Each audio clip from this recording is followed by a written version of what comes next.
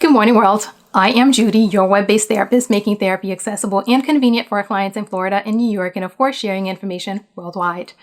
Today, I wanted to share 5 tips for people with ADHD who are having to deal with this whole social isolation or social distancing, self-quarantines, and things that keep you stuck inside your house all day. Because with people with ADHD, a lot of times you need that difference. You need that break. You need to go somewhere other than be stuck in the house all day. So today we're talking about 5 tips to not be stuck in the house while you're stuck in the house.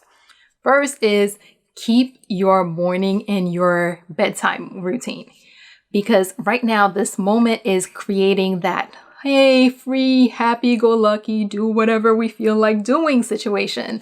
But of course, that is not the most productive, that is not the most helpful thing that you can do for your ADHD. So find ways to keep your morning routine as well as your bedtime routine. You can adjust them. Now you don't have a 30-minute commute. So maybe you can you could sleep 30 minutes later. So create your morning routine to match that waking up 30 minutes later. If you're waking up 30 minutes later, maybe you can go to bed 30 minutes later. So make that adjustment to your bedtime routine. Make adjustments, but make sure that you're keeping your routine. 2, structure your day so that there's a clear break between activities. You want to help your body and your mind know that, hey, there's a change that happened. I have not been sitting here all day doing the same thing. So for instance, if one of your activities is that you got to read, and another thing is maybe you have to take notes or write notes or write whatever it is that you have to do. Set your day so that you can clearly know that, yeah, this activity is done. Now I did this activity, so that you can see the different activities, because it gives your body that feeling of, oh, okay, we're moving about. We're not stuck here. We're actually moving about. Which brings me to 3rd. Set up different stations in your home. In your house, yes, it's set up for living, regular everyday living, and things probably all go together. But setting up different stations in your home will give your mind and body that feeling, or trick your mind and body into thinking that you actually went somewhere. Maybe if you have a part of your day is reading, set up a reading nook that looks all reading comfortable. Maybe there's a writing station. Maybe there's whatever activities that you're doing. Set up little stations that makes it feel that way. There's also for relaxing. You could set up a yoga or a little meditation station. Maybe you set up a TV nook. Maybe you set up a game station, a TV watching. Just make the different spaces look as different as possible so that you can see a bit of a change. Maybe you're going to use colors. I know I'm not saying go buy stuff. Find stuff around your house, find stuff around your garage that you can use to just differentiate some of the spaces in your home, so you can trick your mind and body into thinking that you went somewhere, even though you've been home all day. 4, bring some outdoor inside.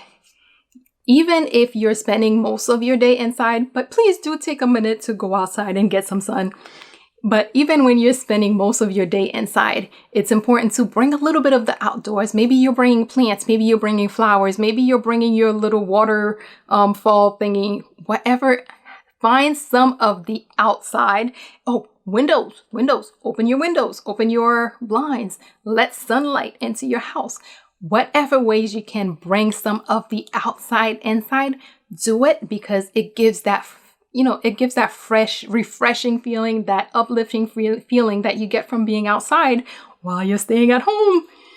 5, have a physical outlet. I know I always mention how important it is to have an exercise routine. Right now, a lot of our exercise routines have been interrupted, but find a way to have something going on. You're exercising with tapes, you're sitting, you're doing your little stuff that you remember from gym class, whatever it is that you got to do, find a way to have a physical outlet. If you're going for walks, if that's possible, it is possible. You could go for walks in your backyard. You could go for walks around the house. Go visit all 3 or all the different stations in your home, whatever you got to do.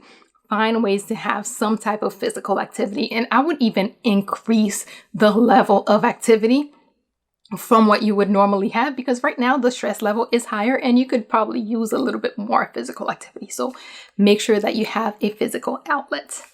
Quick recap. 1, keep your morning and bedtime routines, even if you need to adjust them for the fact that you are not waking up or you don't have to wake up as early as you used to. To structure your day so that there's a clear break between activities so that your body knows that, hey, I have not been stuck doing the same thing all day. 3, set up different stations in your home to kind of trick your mind and body into thinking that you went somewhere while you were at home.